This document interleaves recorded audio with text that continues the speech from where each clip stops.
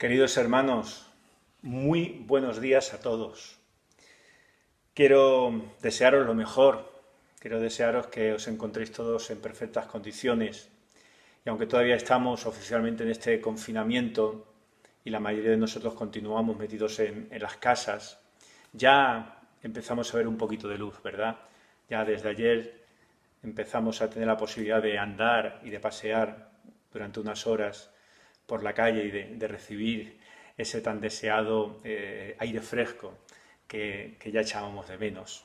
Espero, de verdad espero de que esto ya quede poquito y muy pronto podamos estar juntos como pueblo suyo, como pueblo de Dios, como de la Iglesia, pues alabándole y adorando, que es lo que realmente nos une, ¿no? Y podamos estar juntos edificando al Señor, recibiendo todo lo que Él siempre nos prepara y compartiendo la cena y compartiendo la palabra del Señor. Mirad, en esta mañana yo quisiera compartir, leer, antes de nada, un texto que se encuentra en el libro de los Hechos. En el capítulo 2, prácticamente en el versículo 14, vamos a tener la lectura del 14 en adelante del capítulo 2 del libro de los Hechos de los Apóstoles. Dice: entonces Pedro, poniéndose en pie con los 11, alzó la voz y les habló diciendo: varones judíos, y todos los que habitáis en Jerusalén, esto os sea notorio y oíd mis palabras, porque éstos no están ebrios como vosotros suponéis, puesto que es la hora tercera del día, mas esto es lo dicho por el profeta Joel. Y en los postreros días, dice Dios, derramaré de mi espíritu sobre toda carne, y vuestros hijos y vuestras hijas profetizarán, vuestros jóvenes verán visiones y vuestros ancianos soñarán sueños. Y de cierto, sobre mis siervos y sobre mis siervas en aquellos días derramaré de mi espíritu y profetizarán. Y daré prodigios arriba en el cielo y señales abajo en la tierra, sangre y fuego y vapor de humo. El sol se convertirá en tinieblas y la luna en sangre, antes que venga el día del Señor grande y manifiesto, y todo aquel que invocar el nombre del Señor será salvo. Varones israelitas, oíd estas palabras. Jesús Nazareno, varón aprobado por Dios entre vosotros, con las maravillas, prodigios y señales que Dios hizo entre vosotros por medio de él, como vosotros mismos sabéis, a éste, entregado por el determinado consejo y anticipado conocimiento de Dios, prendisteis y matasteis por manos de inicuos, crucificándole, al cual Dios levantó, suelto los dolores de la muerte, por cuanto era imposible que fuese retenido por ella. Porque David dice de él: veía al Señor siempre delante de mí, porque está a mi diestra, no seré conmovido, por lo cual mi corazón se alegró y se gozó mi lengua. Y aún mi carne descansará en esperanza, porque no dejarás mi alma en el Hades, ni permitirás que tu santo vea corrupción. Me hiciste conocer los caminos de la vida, me llenarás de gozo con tu presencia. Varones hermanos, se os puede decir libremente del patriarca David, que murió y fue sepultado, y su sepulcro está con nosotros hasta el día de hoy. Pero siendo profeta, y sabiendo que con juramento Dios le había jurado que de su descendencia, en cuanto a la carne, levantaría el Cristo para que se sentase en su trono, viéndolo antes, habló de la resurrección de Cristo, que su alma no fue dejada en el Hades, ni su carne vio corrupción. A este Jesús resucitó Dios, de lo cual todos nosotros somos testigos. Así que, exaltado por la diestra de Dios, y habiendo recibido del Padre la promesa del Espíritu Santo, ha derramado esto que vosotros veis y oís. Porque David no subió a los cielos, pero él mismo dice: dijo al Señor a mi Señor: siéntate a mi diestra, hasta que ponga a tus enemigos por estrado de tus pies. Sepa pues ciertísimamente toda la casa de Israel, que a este Jesús, a quien vosotros crucificasteis, Dios le ha hecho Señor y Cristo. Al oír esto se compungieron de corazón y dijeron a Pedro y a los otros apóstoles: varones hermanos, ¿qué haremos?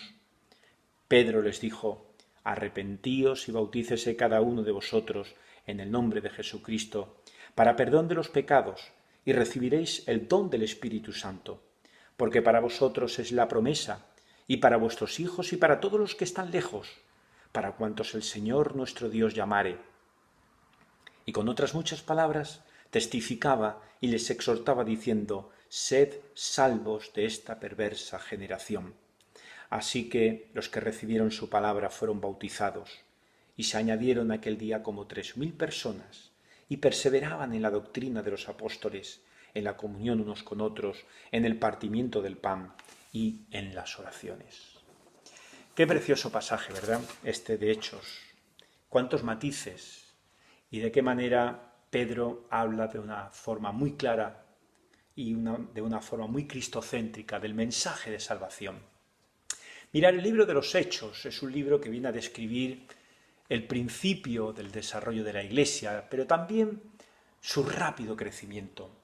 Es un libro que viene a revelar cómo el poder del Espíritu Santo transformó a un variado grupo de pescadores, de cobradores de impuestos y de personas comunes y corrientes en individuos que trastornaron por completo su mundo con el Evangelio de Jesucristo. Mirar, los 4 evangelios desembocan en el libro de los Hechos de los Apóstoles. Y vemos, por ejemplo, que en el Evangelio de Mateo concluye con el tema de la resurrección. Y Marcos lo hace con la ascensión. Lucas viene a hacerlo con la promesa del Espíritu Santo. Y el Evangelio de Juan concluye con la promesa de la segunda venida. Hechos comienza reuniendo estos 4 grandes acontecimientos y menciona a cada uno de ellos. Es por lo tanto este libro un libro que viene a constituir un puente entre los evangelios y las epístolas. El texto que hemos leído hoy es un texto que viene a continuación de la narración de la venida del Espíritu Santo. Y vemos cómo los que estaban reunidos fueron llenos del Espíritu Santo, y vemos cómo toda la multitud que se encontraba allí reunida se queda perpleja, se queda confusa, porque resulta que cada uno les oía hablar a los discípulos en su propia lengua y en su propio dialecto. Entonces se preguntaban, ¿qué es lo que quería decir eso? Es decir, no entendían lo que estaba ocurriendo en ese momento. Pero otros, como dice el versículo 13, intentando de alguna manera que los que tenían esa sensibilidad en su corazón, pues dejaran de tenerla, lo menosprecian el mensaje de Pedro y dicen, no, esto es lo que pasa, que son borrachos. Qué maravilloso fue este día de Pentecostés. El día cuando el Espíritu Santo vino para llamar a un cuerpo de creyentes para formar la Iglesia. Así como la fiesta de Pentecostés en el Antiguo Testamento es una fiesta que se celebraba 50 días después de la fiesta de las primicias o de los primeros frutos de la cosecha, de la misma manera, 50 días después que el Señor Jesús resucitó de los muertos, el Espíritu Santo vino para llamar a un cuerpo de creyentes. Gloria a Dios por ello, ¿verdad, hermanos? ¡Qué maravilla! Mirar, Pedro empieza este sermón, como hemos leído, pues estando atentos a lo que había en el corazón de cada uno de ellos. Cuando he leído el texto y estaba preparando esta predicación, este pasaje, lo quiero dividir en 2 partes. Una primera parte donde nos encontramos lo que es la explicación de Pedro, una explicación en la cual pues observamos 2 evidencias. La primera de estas evidencias es la evidencia del Espíritu Santo, de la venida del Espíritu Santo. La segunda evidencia es la de la resurrección de Jesucristo. Y luego, los 5 últimos versículos también lo he puesto como otro tema distinto. El primero, la explicación, como digo, de Pedro. El segundo, el resultado del mensaje de Pedro. Un resultado donde se observa la respuesta de los oyentes ante lo que Pedro estaba diciendo, ante las verdades que Pedro estaba diciendo. Y entonces viene desde el versículo 38 al 40 con una exhortación. Exhorta a los oyentes. Y vemos cómo terminan, tras esta exhortación, este grupo de personas que estaban allí congregados. Como digo, Pedro, en su sermón, viendo la inquietud y viendo pues que los oyentes estaban queriendo saber el significado de todas las señales que habían observado, va a responderles conforme a la disposición de ellos. En primer lugar se dirige a los burladores, a los que no querían aceptar la verdad. A esto les hizo reconocer que el vino no era precisamente una excusa, y de alguna manera le dice las horas que son, no son las horas normales para que alguien esté borracho. Así que, como diríamos cada uno de nosotros en nuestro lenguaje hoy en día, poneros las pilas y buscar algo que sea más consistente y no negar las evidencias que estáis viendo sin ningún tipo de base. Pero cuando se dirige a aquellos que están buscando la verdad, Pedro les explica que las manifestaciones que habían visto sencillamente evidenciaban que Dios estaba siendo fiel a sus promesas, estaba siendo fiel cumplidor de sus promesas. Y entonces Pedro habla acerca de un pasaje que prácticamente todos los que se encontraban allí reunidos lo conocían perfectamente. Es un pasaje que se encuentra en el libro del profeta Joel. Y para comprender la interpretación que el apóstol hizo de su pasaje, os voy a comentar algunos detalles. Os invito de que leáis este libro, que tiene también mucha enseñanza y es muy edificante, que podáis leer, no es muy largo, así que os invito a que lo leáis. Pero Pedro lleva, como digo, a todos sus oyentes a este lugar del Antiguo Testamento, de la palabra de Dios, a un libro de un profeta que todos tenían muy en mente y lo conocían perfectamente. No son palabras que le venían de más o nuevas. Joel vivió en un periodo triste de la historia de Israel. Y Joel viene a aprovechar una plaga de langostas que ha devastado prácticamente a Israel para ilustrar la invasión destructora que iba a venir posteriormente de una nación del norte, la cual se cumpliría si ellos no se arrepentían de su maldad. Esto se recoge en los 3 primeros capítulos de Joel. Y les advirtió que el día del Señor venía, y venía ya, y les dijo que debían, por lo tanto, con urgencia, arrepentirse. Y en medio de la advertencia, Joel les promete que después del juicio habría una restauración. Y parte de ella lo que iba a hacer era traer bendición a Israel. Pedro cita esta profecía encerrada en 2 frases. 2 frases que vienen a resumir de alguna manera lo que Pedro va a decirles a los que están oyéndole en ese momento. Primera, derramaré de mi espíritu sobre toda carne. La segunda, todo aquel que invocare el nombre de Jehová será salvo. El resto de la profecía que se incluyó en el sermón no necesitaba explicación porque su propósito no tenía que ver directamente con estos aspectos del mensaje de Joel, sino que eran detalles que se cumplirán en la segunda venida de Jesucristo, cuando Israel como nación termine reconociendo y gozándose de todas las bendiciones prometidas de parte del Padre. Y quizás pues no terminamos de comprender en su totalidad el significado de esta cita desde el punto de vista de Pedro y desde el punto de vista de los que están allí oyéndole, porque no estamos tan familiarizados con este pasaje como se encontraban los que allí estaban reunidos. Pero como ellos eran, por boca del propio Lucas, el escritor de este pasaje de Hechos, judíos fieles, este texto, como digo, contenía la esencia pura de sus esperanzas. Sabían de memoria, sin necesidad de que se lo recordara nadie, el contenido del versículo anterior a esta cita. Porque según la promesa de Joel, antes de este derramamiento del Espíritu, Jehová estaría presente en medio de su pueblo. Y la secuencia de los eventos fue claramente señalada por el profeta. Si esto es lo dicho por el profeta Joel, conforme a la afirmación de Pedro, el oyente judío iba a hacerse una clara pregunta. ¿Cuándo estaba presente Jehová entre nosotros? Este fue el punto de la cita que Pedro usa para hablar acerca de Jesucristo. Jesucristo es Dios mismo y anduvo en medio de su pueblo.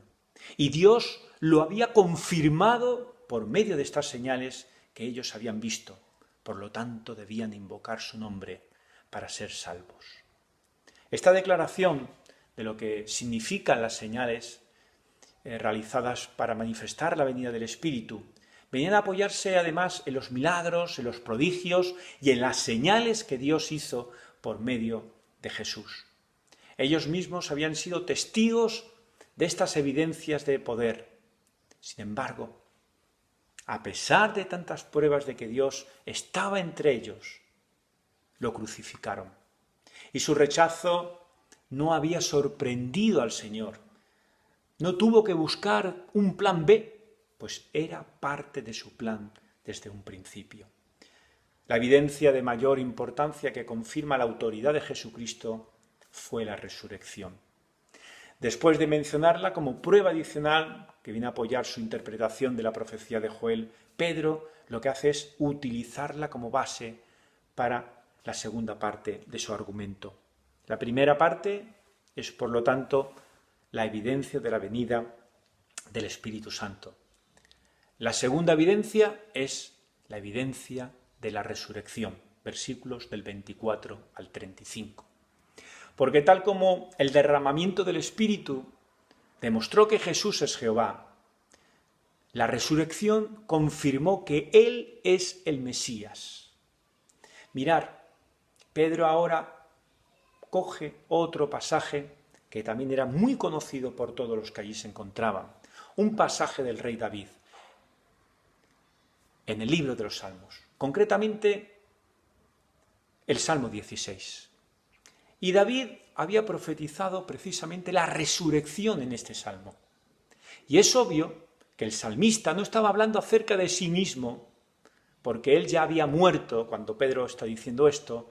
Los que estaban allí prácticamente todos conocían dónde estaba sepultado. Pero lo que había hecho era pronunciar una profecía acerca de su descendiente, el Mesías. Y mirar, David emplea dos prácticas que son muy comunes en la poesía hebrea. Primero, el rey, la figura del rey. Porque la figura del rey se presentaba frecuentemente como el ungido de Dios. El ungido, una expresión que viene a derivar de la raíz, o que deriva de la raíz de la palabra Mesías. Y en este sentido el rey se consideraba su precursor. Y muchas veces se utilizaba este concepto para presentar una profecía indirecta en cuanto al Mesías. Pues David escribió muchas profecías mesiánicas de esta manera. Pero además, en el versículo 10 hay un cambio de persona. El cambio de personas en un salmo se usa también para evidenciar una diferencia en el significado real. Como digo, en el versículo 10 del Salmo 16, David cambia el término de mi alma a tu santo. Y aunque estas dos expresiones podrían referirse a la misma persona, el cumplimiento de ellas señalaba que no se debía tomar de esa manera. Porque aunque Dios no abandonó a David, su cuerpo, el cuerpo de David, sí se descompuso como el de cualquier otro cuerpo, el de cualquier otra persona muerta. Asimismo, Dios no abandona a Jesucristo, pero la resurrección impidió el proceso de corrupción de su cuerpo. Solo Jesús cumplió cabalmente la profecía de David y así confirmó que Él es el Mesías que Dios había prometido. Tal como el salmista anunció, Jesús resucitó y los apóstoles lo presenciaron. Ahora ellos eran testigos del cumplimiento de la promesa del Espíritu Santo. Y Pedro señala que David no fue elevado a la diestra del Padre, pero el Mesías sí, por lo que era una persona aún más excelente que el rey. David había dado testimonio mucho tiempo antes de la superioridad de su descendiente, Jesucristo. Así que, viendo estas dos evidencias que Pedro manifiesta, la evidencia de la venida del Espíritu Santo, la evidencia de la resurrección de Cristo, sacamos, y en el versículo 36, viene a sacar una conclusión lógica al ver esta evidencia que presenta Pedro, la de la venida del Espíritu y la de la resurrección. Y la conclusión lógica es que Dios estaba confirmando el ministerio de Jesús. Estas pruebas demostraron que era aprobada su obra y lo estaba confirmando también como Señor y como Cristo. Esta sería la primera parte en la cual he dividido este pasaje que hemos podido compartir, la que habla acerca de la explicación de Pedro. Ahora, como digo, los últimos 5 versículos, del 37 al 41, he puesto como el resultado del mensaje.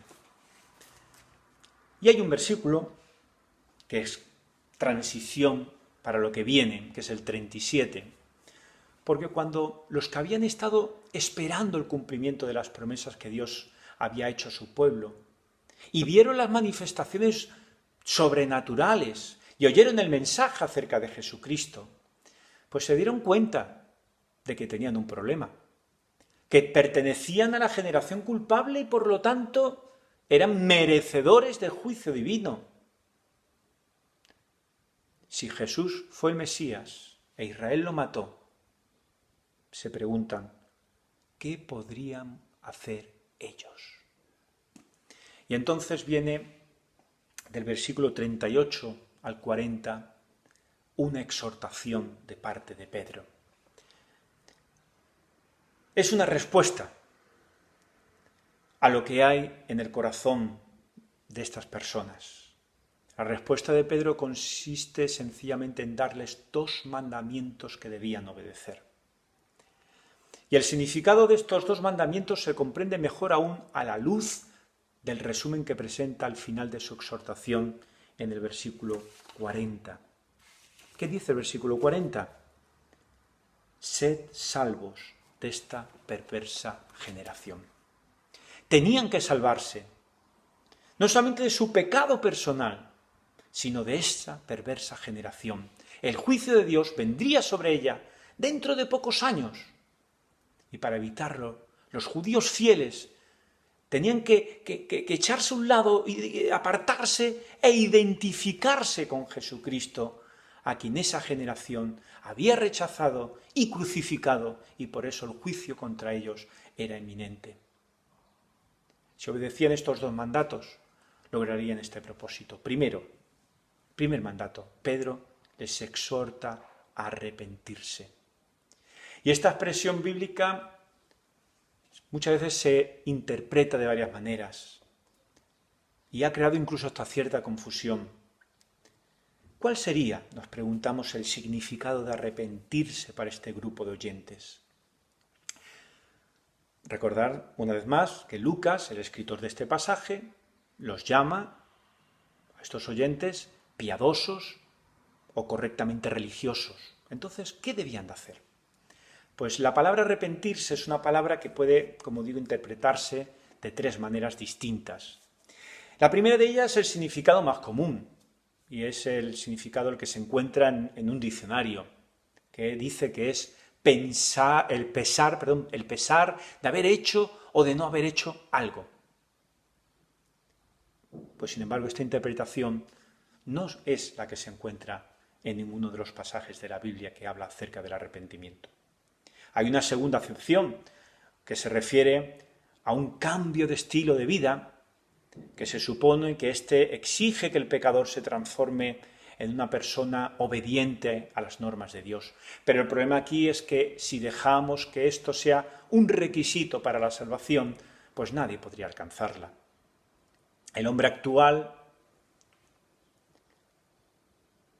como persona, como hombre natural, no es capaz, ¿verdad?, de transformarse y de comportarse como hijo de Dios si antes no ha recibido una nueva naturaleza y no ha recibido antes el poder del Espíritu Santo. La Biblia nunca pide esta clase de cambio de aquellos que no han conocido a Cristo todavía. Solo la pide de aquellos que forman parte del pueblo de Dios.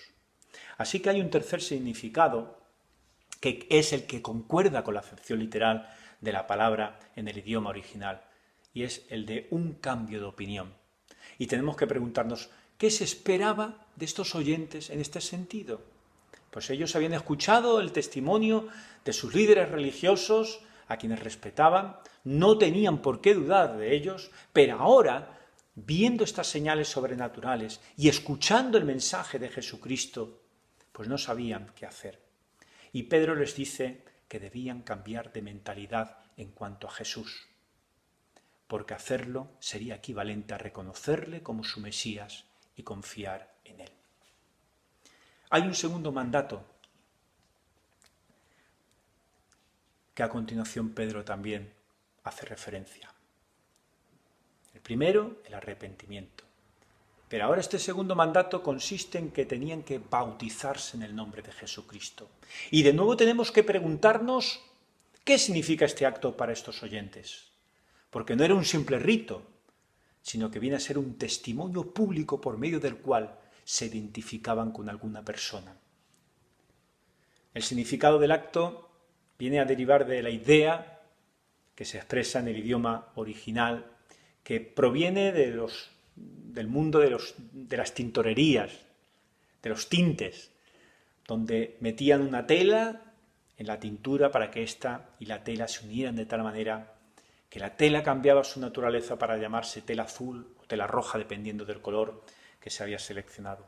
Pues en base a esta idea, el vocablo bautismo se usaba muchas veces, aún sin referirse a la tintorería, con la idea de inmersión, o sea, de sumergir algo en cualquier líquido, o con la connotación de identificación. Y esta es la línea que precisamente también nos encontramos que Pablo desarrolla en Romanos 6. Así que la importancia de este acto en la vida de los creyentes se confirmó por la reacción contraria que rápidamente provocó a los propios judíos incrédulos. No los empezaron a perseguir, sino hasta después que habían decidido acercarse a Jesucristo por medio del bautismo. Y entonces sus familias demostraban su rechazo por medio de la celebración de cultos fúnebres, en el aislamiento social, muchas formas de aflicción. Para los judíos fieles presentes en esta ocasión, el mensaje de Pedro venía a representar un reto. Formaban parte de esta generación que estaba bajo el juicio de Dios por haber rechazado y crucificado a su Hijo, lo cual los hacía culpables. Para escapar del castigo venidero, debían cambiar de pensamiento en cuanto a Jesús. Deberían de identificarse con Él por medio del bautismo.